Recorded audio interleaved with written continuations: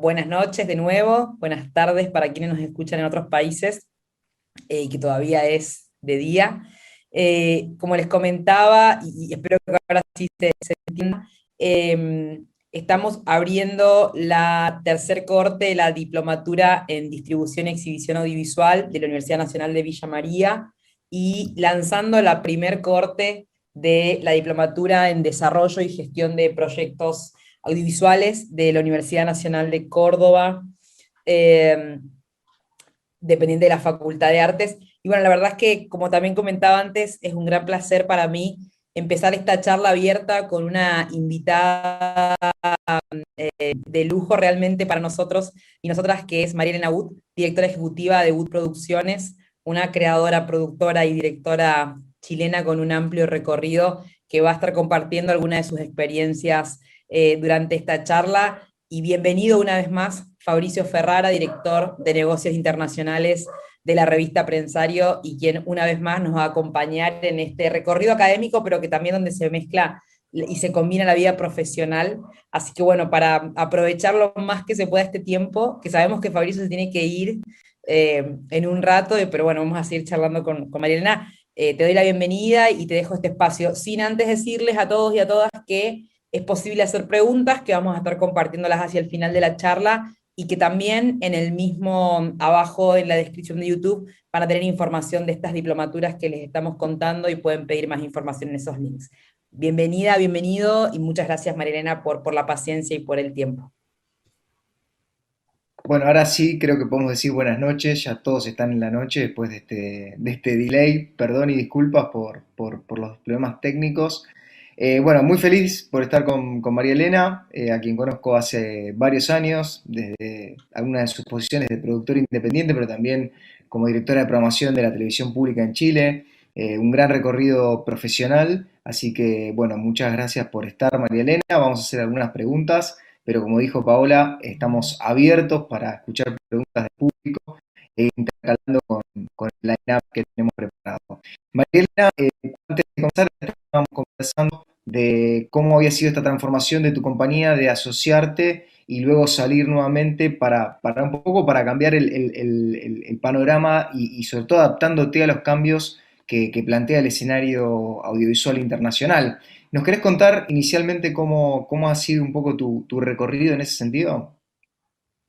Ok, muchas gracias Pau, muchas gracias Fabricio. Un gusto poder estar aquí conversando con ustedes. Eh, Mira, la verdad es que la decisión de salir fuera de las fronteras de Chile fue motivada por la necesidad. ¿En qué sentido? En que el 2015 nosotros nos dimos cuenta que la televisión abierta chilena estaba pronta a entrar en una crisis donde los presupuestos disponibles para hacer lo que nosotros sabíamos hacer, que eran series premium, iban a decaer muchísimo si es que seguían existiendo, ¿ya? Entonces, nos planteamos, ¿qué hacíamos?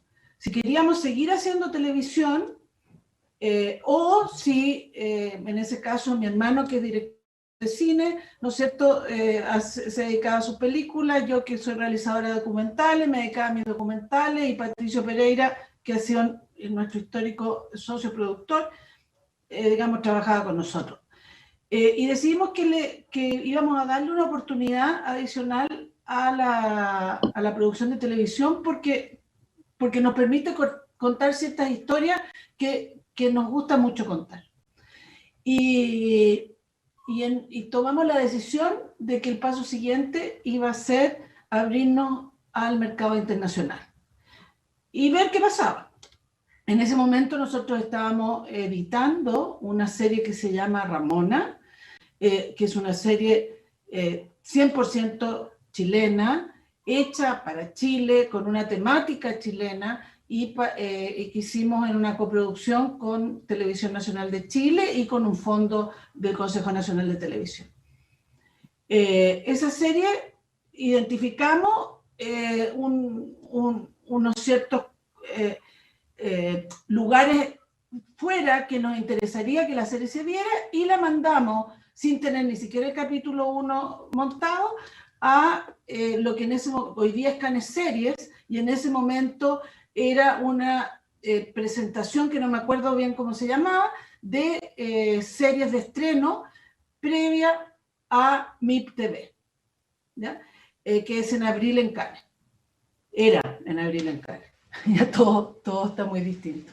Y la serie quedó seleccionada en una selección oficial de 10 series internacionales, de las cuales 8 eran europeas, ¿ya? Y había una serie rusa, multimillonaria, y Ramona. Y tuvimos oportunidad de presentarle a 300 actores de la industria, compradores, broadcasters, distribuidores, etcétera, 20 minutos del capítulo 1. Y hacer una presentación de la serie. Bueno, y eso, la verdad, es que sumó al nombre internacional que tenía Andrés Wood como director. Las personas quedaron muy sorprendidas en ese momento de la calidad de producción, el valor de producción, ¿ya? Y con los presupuestos que habíamos trabajado. Y sin estrellas, actores y actrices desconocidas, etc. Y eso fue como el primer paso para abrirnos como productores de serie al mercado internacional, ¿ya? Y de ahí empezó un recorrido que nos asociamos primero con los hermanos Cardone, con Matías y Macarena Cardone, Patricio Pereira, Andrés Wood y yo, y formamos una compañía que era Inversine y Wood, que era otra compañía tercera con el propósito de hacer coproducciones internacionales.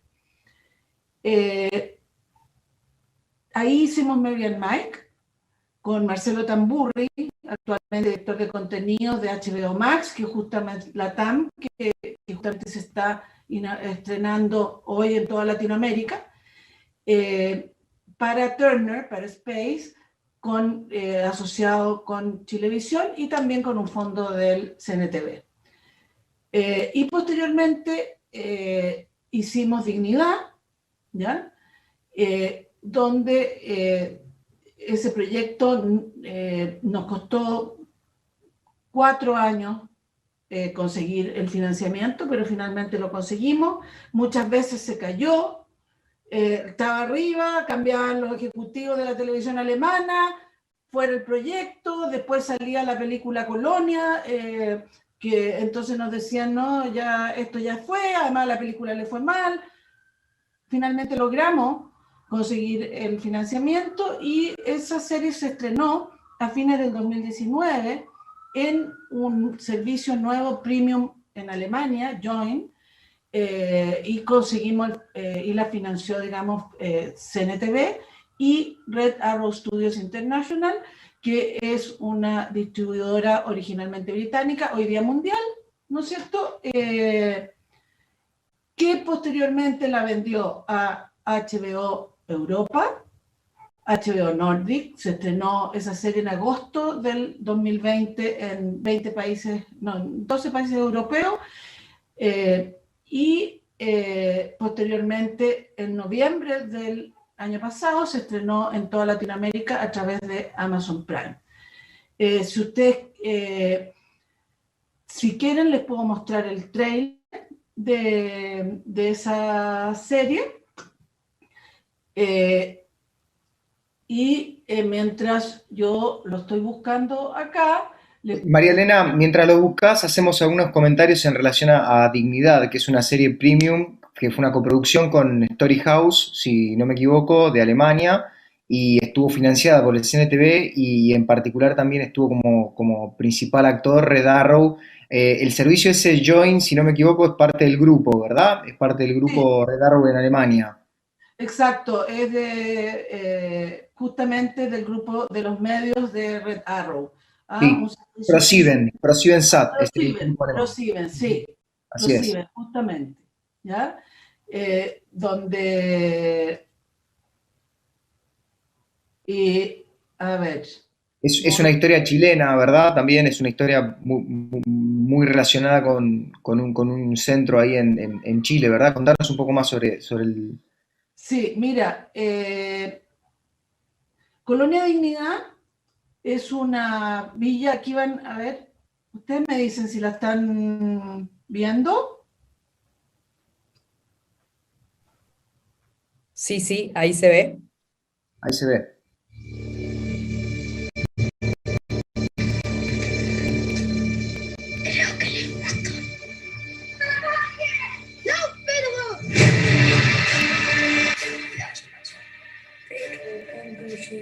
Ich höre, hast du etwas Böses getan. Dafür musst du dich reinwaschen, verstehst du?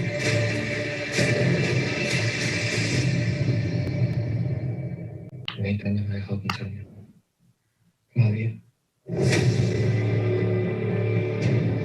Vivimos primero, ¿no? Colonia Dignidad.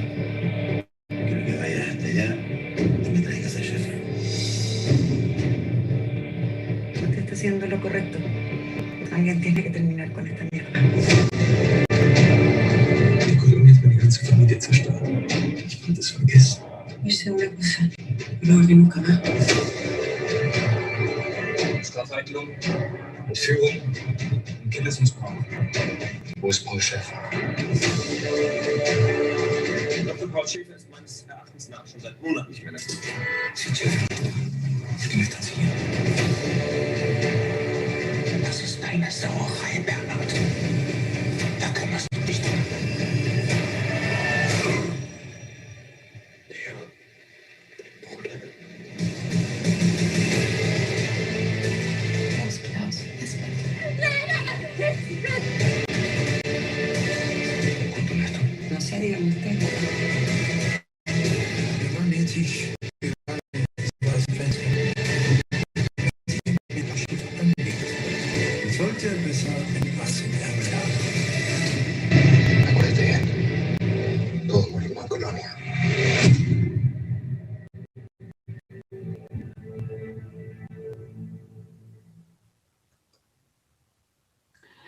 Bueno, lo interesante es que esta serie que nos demoramos 5 años finalmente en poder hacerla, fue posteriormente en la selección oficial de Cannes Series el 2020, estuvo también en la selección de los premios Grammy en Alemania, ahora está nominada en 4 categorías en los premios Platino, ¿ya? Mejor serie, mejores creadores, protagonista mujer y protagonista hombre. Entonces, ¿por qué les digo esto? Porque en el fondo las coproducciones y las series en general, a no ser que uno trabaje en un estudio muy grande, ¿no? Son procesos de desarrollo largo. Y por lo tanto, la forma de funcionar y de sobrevivir en el medio es con un portafolio de proyectos. O sea, uno no, como productor, no puede andar con un proyecto, porque no hay manera, ¿ya? Si todo anda fantásticamente bien, mi cálculo es que te vas a demorar 3 años desde que tuviste la idea, hiciste el pitch deck para salir a vender, o escribiste el guión piloto, ¿ya? Hasta que finalmente logras estrenarla, ¿ya? O sea, todo ese proceso de desarrollo que es, digamos, fundamental, y es la parte que a mí más me gusta de todo el proceso, del extenso proceso que significa producir una ficción, puede ser muy largo. Y por lo tanto uno tiene que tener mucha convicción respecto a las historias que quiere contar. Porque si no tienes esa convicción respecto a las historias que quieres contar, es muy fácil desertar cuando las cosas se van poniendo difíciles. Y siempre se van poniendo difíciles. O sea, no... ¿ah?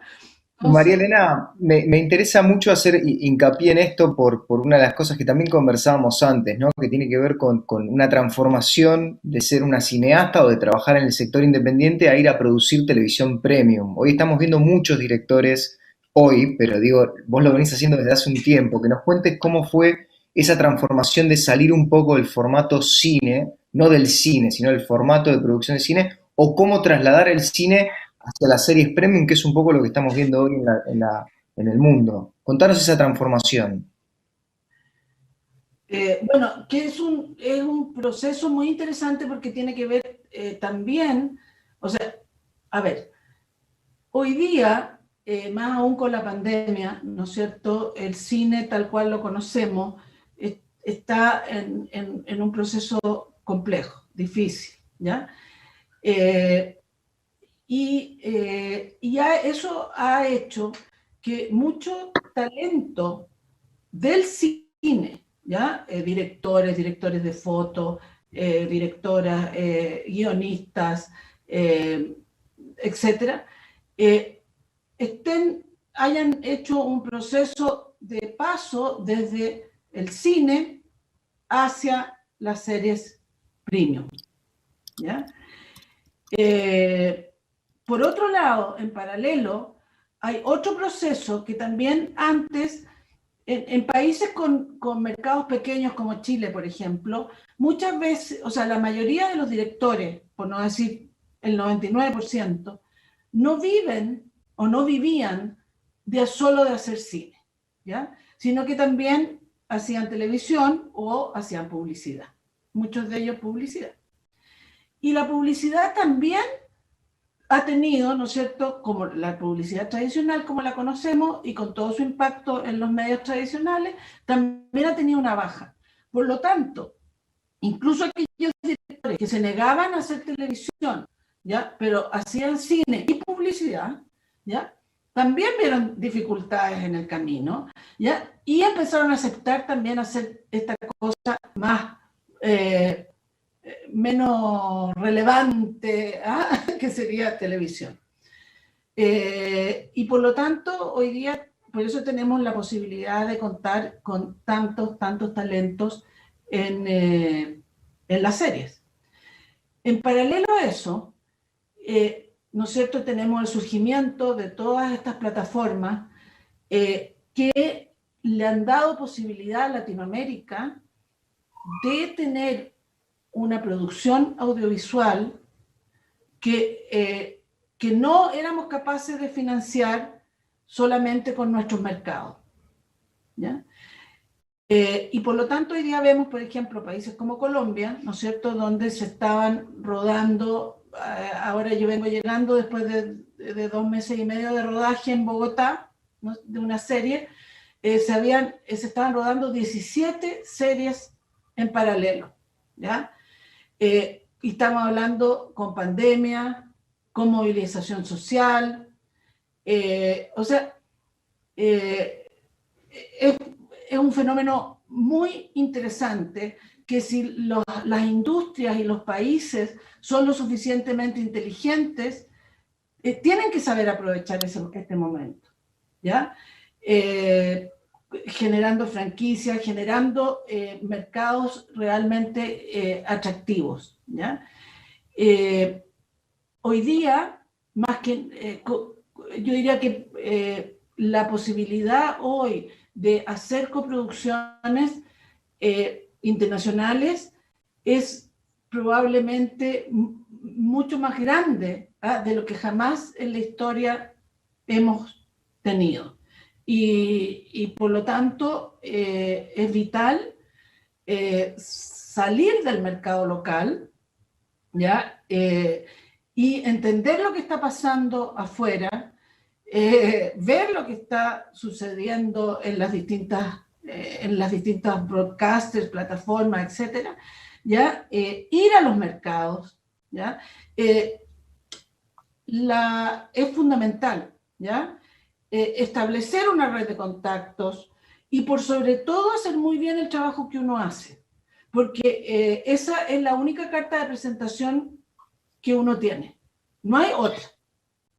María Elena, estoy escuchando muy atentamente y creo que has marcado dos puntos de inflexión importantes, ¿no? Por un lado, el quiebre o la ruptura del modelo tradicional de financiamiento de televisión, que reinaba en todas las Américas, cualquier mercado que uno tuviera, y por otro lado, un caso bastante impresionante que es lo que está sucediendo con Colombia.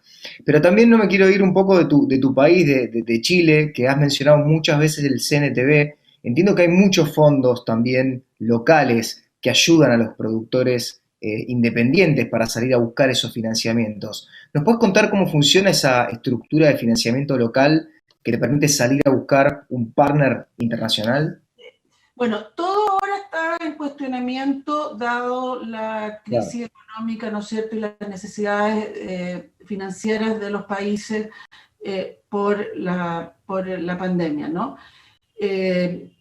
Pero en definitiva, previo a la pandemia en Chile existía, y supuestamente va a seguir existiendo, esperemos que así sea, ¿no? Un proceso que era, primero, un apoyo a la etapa de desarrollo, que es fundamental, ¿ya? Que es para generar los materiales con los cuales tú vas a ir a presentar tu proyecto a tus posibles clientes o socios, ¿ya? Y ese material de desarrollo esencialmente consiste, ¿no es cierto?, en la escritura de una carpeta de contenidos o Biblia, ¿ya? Donde está el argumento, donde está la sinopsis, donde está la descripción de los personajes, etcétera, ¿ya? Y un guión piloto, ¿ya?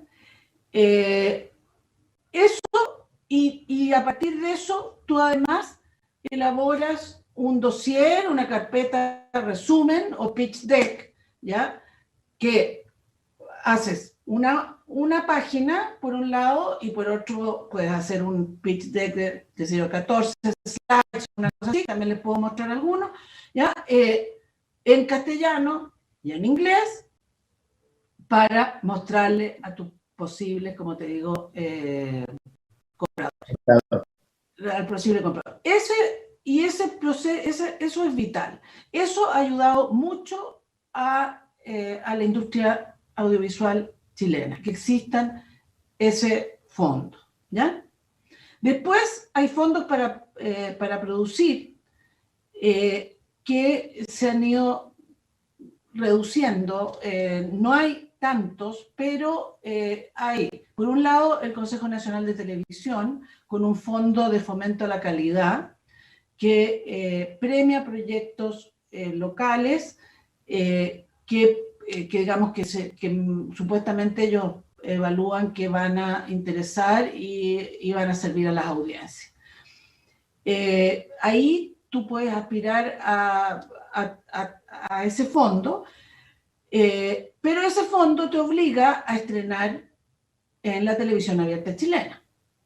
Y eso atenta contra tu posibilidad de vender a una plataforma latinoamericana, ¿no es cierto?, que va a estrenar, que quiere estrenar en primera ventana en todos los países de Latinoamérica de una vez. Y no quiere ser segunda ventana de nada, ¿ya?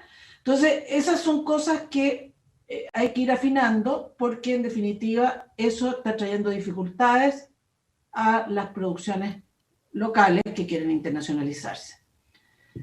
Por otro lado, está el Fondo Audiovisual, ¿ya?, que hasta ahora había estado dedicado a cine, ¿ya?, cine ficción y no ficción, para producciones, ¿ya? Y también un incentivo a la producción en Chile, que el año pasado no funcionó, esperamos retomarlo este año, donde hay una posibilidad de recuperar hasta un 30% de lo que tú inviertes en producir en Chile. Un cash rebate sería, un modelo de cash rebate. Sí, Bien. justamente. ¿Ya? Pero como te digo, hoy día está, desgraciadamente, no hay seguridad de nada. De lo único que hay por ahora es el fondo CNTB 2021, que se logró mantener, pese a que inicialmente se había disminuido, finalmente se logró mantener. Bueno, Entonces, volviendo al caso que ejemplificabas con Colombia, creo que lo que está funcionando ahí justamente es la combinación de los dos. Es en los fondos fílmicos que tienen, por un lado, los ministerios de Cultura y los ministerios de Tecnología, y por otro lado, el cash rebate, que dicho sea de paso, ha añadido a las series hace 2 años, que no estaban dentro del plan, y que se ha sumado como parte de la escalada que ha tenido Colombia en ese sentido. Pero volviendo un poco a lo que mencionabas, es interesante también esta recomendación que das, ¿no? A los productores independientes de estar siempre como conectados y dentro del networking de la industria. Ese es un poco también la clave que te ha permitido a vos poder salir de Chile y decir, puedo tener conexiones o acuerdos o alianzas con distribuidores, con productores. ¿Cómo es ese relacionamiento viniendo de un país sudamericano como Chile, o en el caso de Argentina, o de donde nos estén escuchando, hacia mercados más desarrollados como Europa o Estados Unidos? Esa experiencia me interesaría que la narres un poco. sí, mira, yo creo que,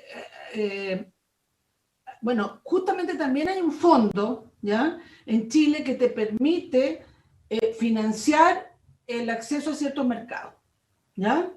Y hay una corporación público-privada que se llama Cinema Chile, ¿ya? Ujú. Que formó la Asociación de Productores en conjunto con con el Estado de Chile, para justamente la promoción del audiovisual, del cine inicialmente chileno, en el exterior. Entonces, eso también ha sido muy importante, ¿ya? ¿Por qué? Porque tú más que nadie, Fabricio, sabes que estos mercados son unas cosas gigantescas, ¿no es cierto? Como, Asustan. sí, y uno, digamos, puede pasearse el día entero y no conversar con nadie también, ¿ya? Entonces, por lo tanto, ir como parte de una delegación del país ayuda mucho, ¿ya? Y lo otro que es fundamental también es la colaboración entre los productores locales o latinoamericanos, ¿ya? Yo tengo la sensación de que, por lo menos a nivel chileno, muchas veces los productores se ven como competencia entre ellos mismos. Cuando la verdad es que hoy es tanta la necesidad de talento, tanta la necesidad de historias, ¿ya? Que digamos que no somos competencia, ¿ya? No somos competencia entre nosotros, porque en la medida en que tú tienes una buena historia, ¿ya? En la medida en que puedes además mostrar la calidad de tu trabajo, ¿ya? Y muy importante, que los contratos se respetan, que, etcétera, ¿no es cierto? Vas a tener posibilidad de entrar a los mercados internacionales. Pero hay que tener paciencia y ir. Esto es como buscar oro, ¿entiendes? O sea, va pirquinero, ¿ah? De a poquito, de a poquito. Están llegando muchas preguntas relativas a eso, ¿no? ¿Cómo es posible ingresar? ¿Dónde se ven esos mercados? Podríamos mencionar algunos, MIPCON, NATPE Miami, digo, son eventos caros, no son sencillos, no es que uno va, llega, le abren la puerta y lo invitan, sino que hay una serie de procesos burocráticos también atrás de ese ingreso que van por fuera de la experiencia que tiene que ver de hacer negocios internacionales, ¿no? Pero, por ejemplo, preguntan aquí cómo es que uno podría viajar directamente. Se toma ¿cómo explicarías ese primer mercado tuyo que te sirve de experiencia? A ver, yo pienso que es muy importante postular, así como Ramona nos abrió puertas, ¿no es cierto? Claro. Y la verdad que para nosotros fue una sorpresa inmensa quedar en esa selección, ¿ya? pero nosotros tenemos una calidad de producción, un valor de producción que en términos de costes es mucho más acotado, ¿no es cierto?, que el europeo, por ejemplo, ¿no? Entonces, por lo tanto, tenemos oportunidades de competir. Por otro lado, el idioma español es el segundo más hablado en el mundo, ¿ya? Y por lo tanto, también hay un gran mercado que le interesa hoy día a las grandes distribuidoras, a las plataformas, etc. Entonces, mi recomendación sería, si tú tienes un buen proyecto, bueno, primero, arma tus materiales de desarrollo. ¿Ya? Para eso hay laboratorios que te ayudan a hacerlo, hay, digamos, o busca, si eres un escritor, ¿no? Busca una productora que les dé confianza, donde puedan interesarse en tomar su proyecto y sumarlo a su portafolio, ¿ya? Porque, o sea, que son dos caminos distintos si uno es un creador o si es un productor. En mi caso, yo trabajo bastante como productora creativa. O sea, a mí lo que más me interesa es tomar una idea y transformar esa idea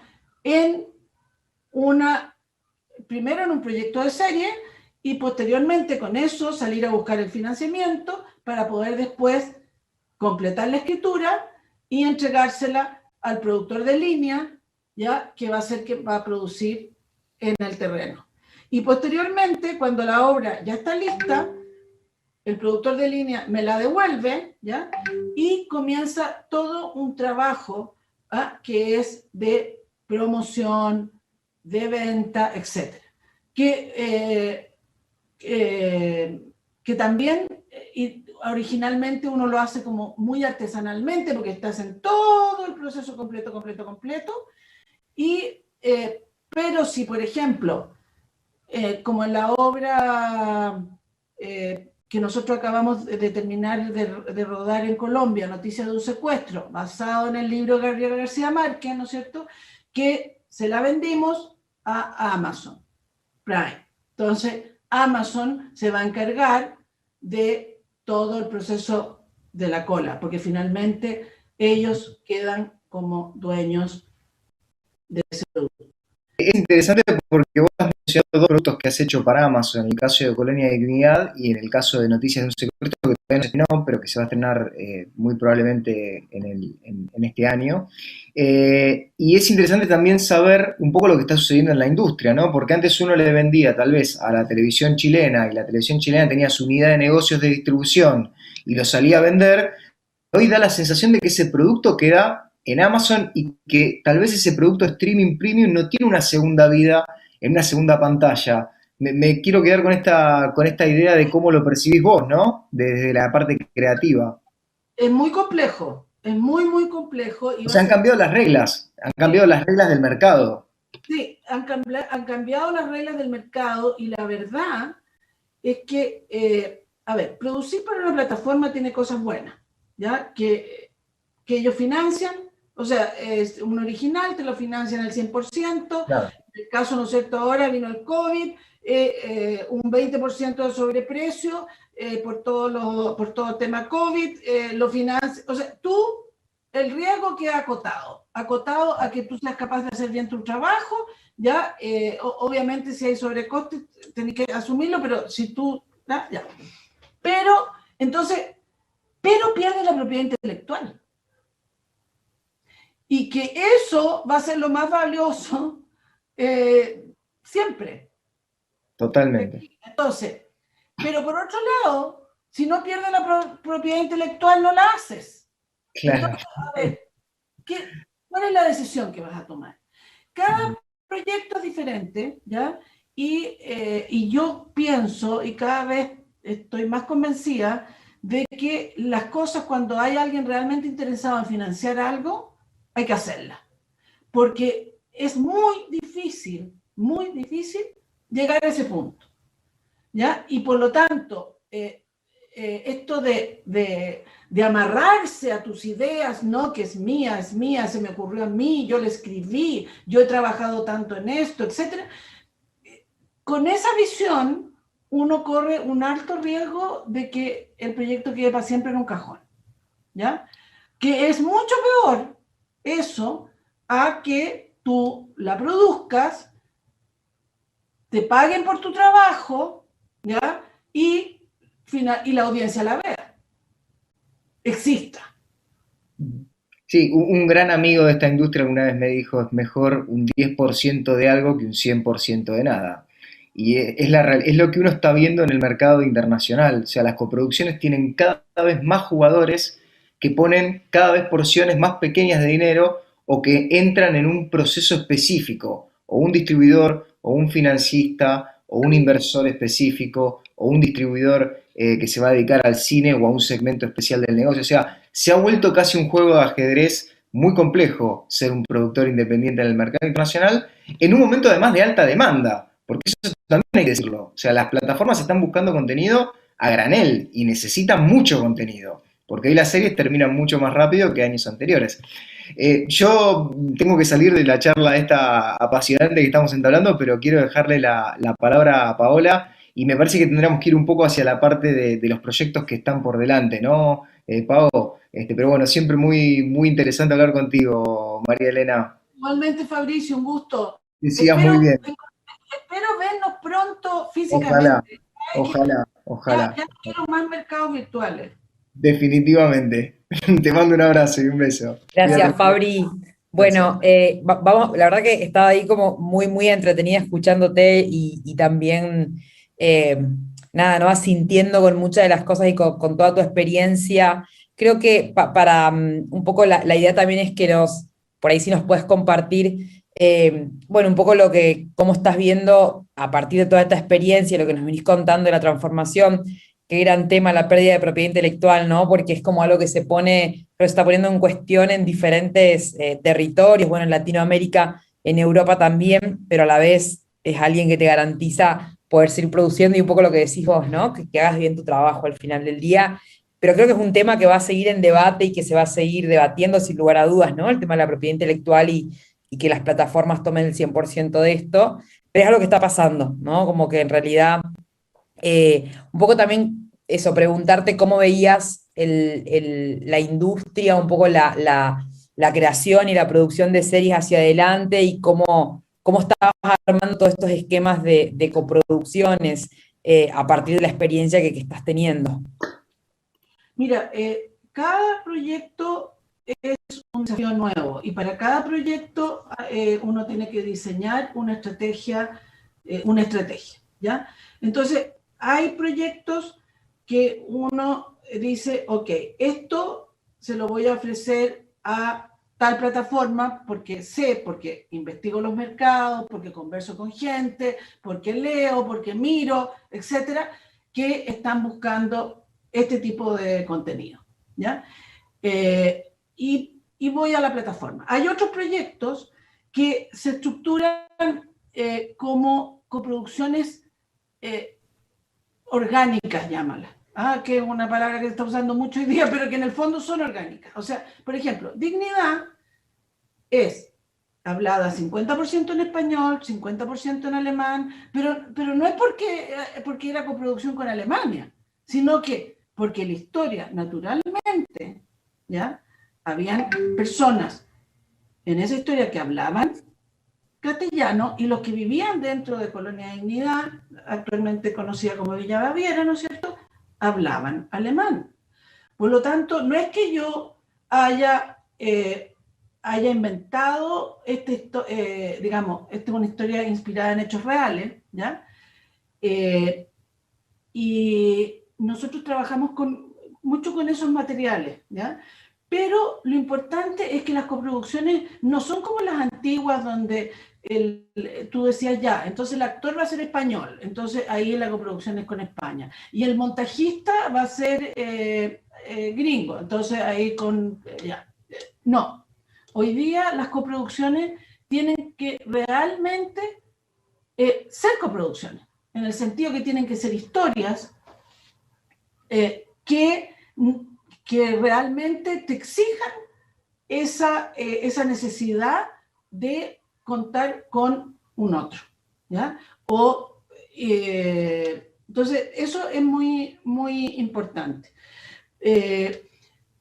Y lo otro que cuando me preguntaban cómo se accede a los mercados, mi recomendación es participar en las selecciones de proyectos de coproducción, ¿ya?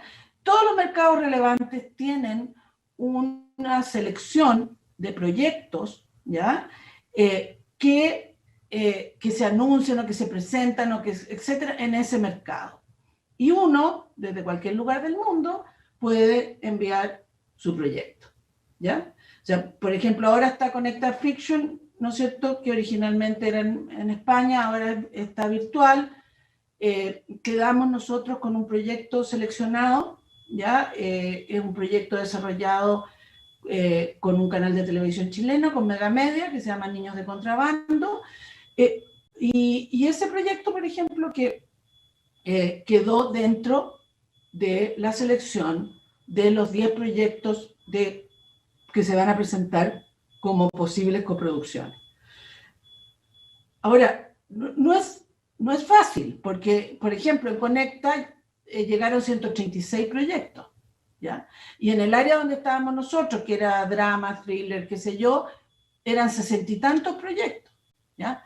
Entonces, bueno, a veces es suerte, pero a veces también es suerte más, siempre más, digamos, tener una buena historia, eso es lo fundamental. Sí, creo que digo, la suerte siempre tiene que estar y, ¿no? Como eso me parece que está bien, pero también hay mucho trabajo detrás, ¿no? Como un poco lo que vos decías de encontrar una buena historia, trabajar muchísimo los proyectos, por eso hablabas un poco al principio también del tiempo que lleva, ¿no? Como cada uno del desarrollo de esos proyectos y que cada vez hay más historias y es más competitivo, pero también hay más necesidad de contenido, ¿no? Entonces también está buenísimo esto que comentás un poco de las alianzas de coproducciones, cómo se fueron dando. Me parece que esto que decís un poco retomando la posibilidad de presentar los proyectos a los fondos, porque la verdad es que también lo que sucede mucho es que en el mar de la cantidad de proyectos es cómo haces que tu proyecto se vea, digamos, ¿no? Entonces, me parece que ahí trabajas mucho, no solamente de la parte creativa, sino también desde la parte de cómo mostrar ese proyecto para que finalmente alguien lo vea, alguien lo lea y pueda sumar un player, porque también sucede, imagino que también puede suceder que haya muy buenas historias que si no están bien contadas, al final del día nadie las va a escuchar. En ese marco un poco también preguntarte esto que hablabas, ¿no? ¿Cómo preparás los materiales de presentación, digamos, a qué le dedicas más tiempo en el deck? Bueno, un poco todo este proceso que hablabas de estos 3 años, ¿cuál es la estrategia que están utilizando? Sí, mira, la verdad es que depende un poco también del mercado y del cliente. O sea, hay clientes que tú tienes que tener distintas versiones de tu historia. Siempre es bueno tener uno de una página donde en el fondo tú, si lo envías, la persona lo abre y mira y dice, me interesa o no me interesa, ¿ya? Después, si le interesa, tú le mandas ya más completo, ¿ya? Porque ahí ya tiene que leer, tiene que... pero nunca mandar cosas de mucha lectura si la persona no ha dicho que te va a leer, porque la verdad es que no. ¿Ah? O sea, no. ¿Ah? Y también pienso que es muy importante la forma en que uno cuenta la historia, ¿ya? y que también hay que ser un buen contador de historia para, para vender historias, ¿ya? O sea, no, no es menor. Es importante lo que llaman el pitch deck o dossier de venta, ¿no es cierto? O carpeta de venta, donde lo ideal es que gráficamente también represente la atmósfera de la historia, ¿ya? Que esa carpeta contenga, a modo referencial, ¿no? Pero un poco el espíritu, ¿ya? Que va a tener. Si va a ser comedia, es distinto si va a ser policial. Ahí, pucha, es muy bueno contar o con un director audiovisual que ayude y con un diseñador. Pero el problema es que normalmente uno no tiene el dinero para hacer esas primeras inversiones. Entonces, ahí la fórmula es decir, mira, te voy a pagar algo mínimo, ¿ya? Y en caso que el proyecto resulte, ¿ya? Tú formarías parte del equipo como esto, y ahí, ¿no es cierto?, yo puedo darte el valor real de tu trabajo, ¿ya? Fórmulas que uno tiene que desarrollar con el ingenio, porque en general no tenemos ese dinero. Y Marilena, un poco en este contexto, digamos, que estamos, ¿no?, viviendo un poco de pandemia, de que vamos, que volvemos, que se cierran, que se abren, bueno, ¿no? ¿Cuáles son las expectativas y las que tenés?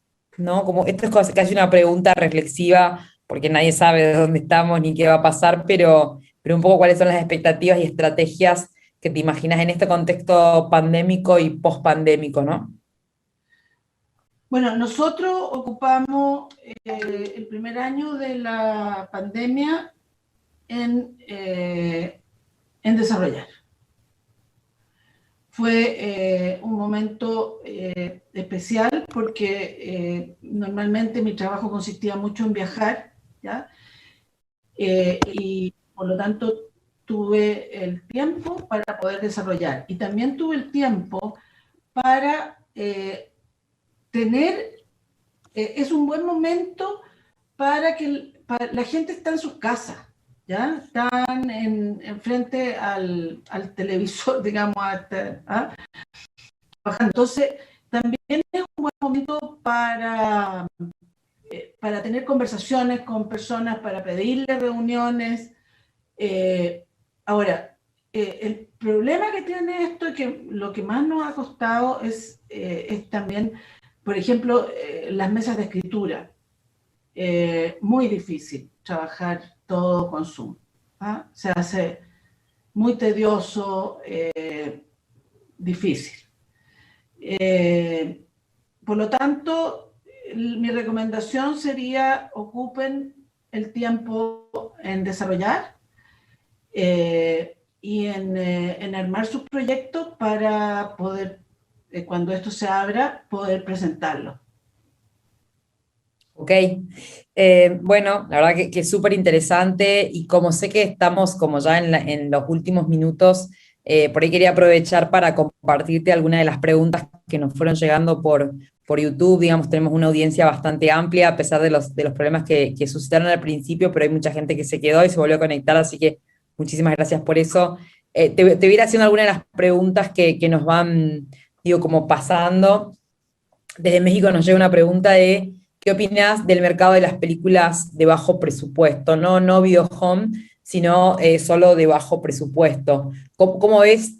Digo, habría que establecer un poco porque Latinoamérica es muy amplia, ¿no? Pero ¿qué significan películas de bajo presupuesto? ¿Cómo ves el mercado para ese tipo de películas? Depende de la temática. Primero, ¿qué sería bajo presupuesto? Claro. Y segundo, depende de la temática. Yo pienso que, o sea, el cine independiente está en una crisis importante, ¿no es cierto? el cine independiente está en una crisis importante. Y en la medida en que, entonces, si son contenidos de autor, ¿ah? No está nada de fácil. Nada de fácil. Si son contenidas, si son películas de bajo presupuesto, que sean para audiencias específicas y para mercados tan poderosos como el mexicano o el brasilero, hay todas las posibilidades. Hoy día los estudios están muy interesados en generar películas, porque los procesos de producción son más cortos que una serie. Y por lo tanto hay interés en películas. Les gusta mucho ese concepto de la trilogía, ¿no? Por ejemplo, Amazon está empezando a producir en Chile una trilogía con la productora Fábula, con Alexander Witt como director, de acción, ¿ya? Acción contemporánea, romance, pero en general yo creo que para eso los mercados son primordialmente México y Brasil. Tuve una entrevista el otro día con HBO Latam, el equipo de Argentina, Chile, para lo no scripted, o sea, para la no ficción y contenidos de no ficción, ¿no es cierto?, de entretención y documental. Y ellos hicieron la siguiente anotación. Mira, para Chile y Argentina tenemos poquitos cupos, porque el 90% de las bancas disponibles las ocupa México y Brasil, ¿ya? Y nosotros, los mercados del sur, ¿ya? Uruguay, Argentina, Chile, tenemos o Perú, qué sé yo, un 10% de las bancas disponibles, ¿ya? Entonces, esa es nuestra realidad. Hoy, ¿ya? Amazon, lo mismo. Si hace, no sé, 12 series al año en México, en Chile hará 2 con suerte, ¿ya? O más en México, no sé, pero entiendo, o sea, hay un tema del tamaño de los mercados que también es relevante. Nosotros estamos comenzando a hacer algo que tampoco hacíamos, que en este caso, ¿no es cierto?, contamos una historia colombiana en Colombia, para los colombianos, un equipo de chilenos, ¿ya? Bueno, eso se dio digamos, por distintas circunstancias, porque nos interesó hacer esa obra, porque teníamos los derechos, porque Rodrigo García quiso trabajar con nosotros haciendo esta serie, pero también, ¿por qué no pensar que podemos colocar nuestros contenidos para ser producidos en México? Entonces, si yo tengo un buen contenido y no habito en uno de esos mercados gigantes, sí puedo ir con mi idea, con mi proyecto, a buscar un socio en esos mercados, ¿ya? Y generar una coproducción para aspirar a una de esas bancas del 90% y no solo las del 10%. Esa es una... Me parece súper interesante, digamos, como obviamente, ¿no? El punto de vista, un poco sumando a otra pregunta, ¿qué tiene más, desde tu punto de vista, qué tiene más posibilidades de mercado, digamos, un documental o la misma temática, pero en un formato de miniserie documental?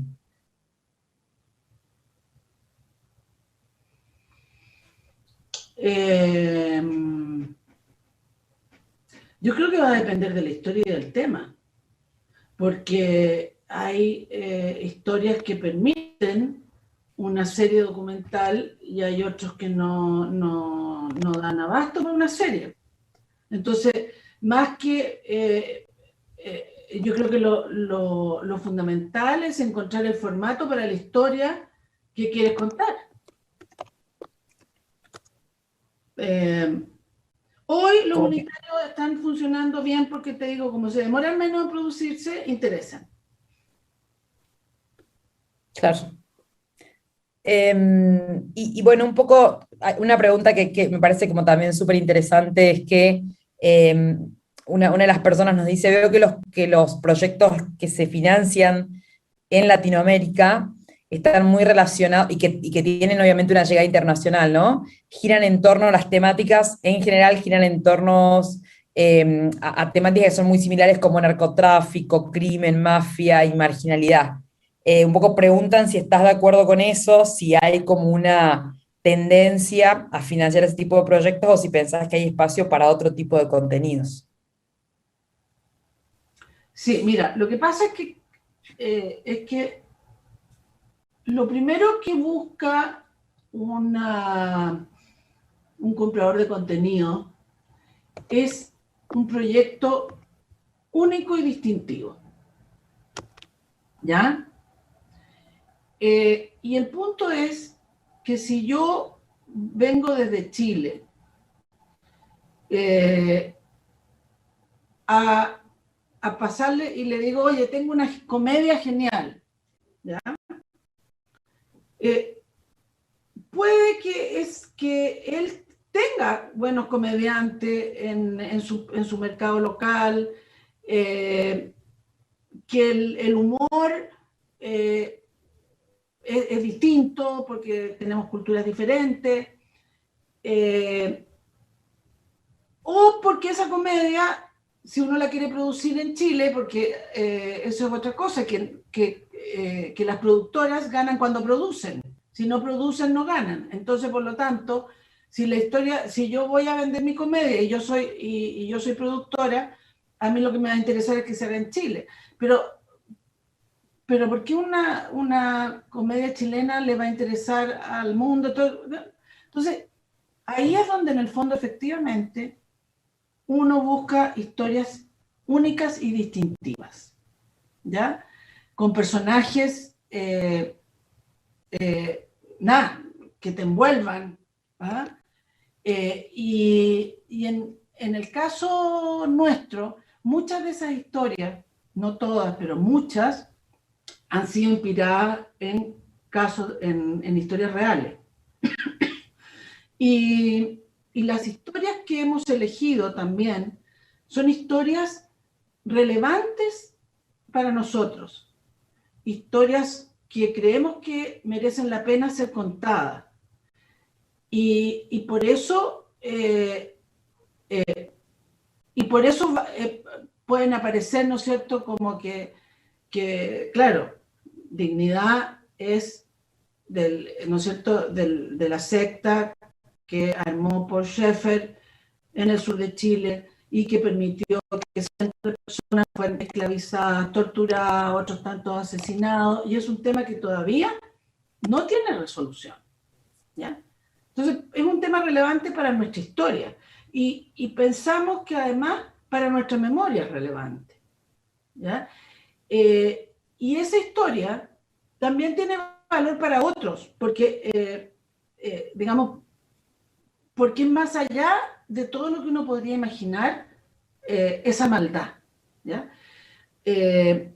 Ahora, cansa también contar solo historias de gente muy mala, porque la serie anterior, que era Marian Mike, que está inspirado en la historia de dos asesinos chilenos, ¿no es cierto?, que fueron contratados por los sistemas de inteligencia para perpetrar el primer atentado terrorista que hubo extranjero en suelo norteamericano, que fue el asesinato del canciller Orlando Letelier. También es otra historia inspirada en historias de la vida real, ficcionada, ¿ya? En el caso de Ramona, no. En el caso de Ramona, pero ahí hay una opción, porque efectivamente es una historia del margen, pero es una historia del margen que nosotros queríamos contar, y que es la historia de tres mujeres que tratan de construir una familia en el Santiago, ¿no?, de fines de los 60, en todo el proceso de inmigración del campo a la ciudad, y lo que significaba para una mujer ser del pueblo, ser pobre, ¿ya? Y en esa época. Entonces, la verdad es que a nosotros nos interesa contar esas historias, pero también, sí, pero no sé si efectivamente son todas un poco dramáticas, sí. Y un poco justo que estabas hablando, ¿no? De que de casi todas las historias, por lo menos de las que estabas hablando, basada en hechos reales, un poco una de las preguntas también era como si está basada en hechos reales, qué tipo de autorizaciones tenés que tener para contar esas historias, digo, a nivel legal y demás. ¿Cómo trabaja en esa parte? Bueno, la legislación chilena, por lo menos, permite que cualquier historia pública, ¿ya? O sea, tú puedas, digamos, de carácter público, o sea, de connotación pública, ¿ya? Tú puedes contarla, ¿ya? Ahora, uno se encuentra con muchísimos escollos. Nosotros, en el caso de Dignidad, tuvimos demandas que trataron de parar la serie, y nosotros, y exigencias que nosotros no aceptamos, y fuimos a juicio, porque consideramos que atentaba contra la libertad de expresión. Y que, porque en el fondo, o sea, mira, ¿el límite cuál es? El límite legal es que tú no inculpes a una persona, ¿ya?, de un delito que no esté probado que ha realizado. O sea, si tú cuentas la historia de un asesino, ¿ya?, y tú cuentas sus asesinatos, y esa persona fue juzgada, ¿ya?, por esos crímenes y fue condenada por esos crímenes, legalmente no puede hacer nada. Pero si tú le achacas a una persona un crimen que no ha cometido, ¿ya?, eso sí merece demanda.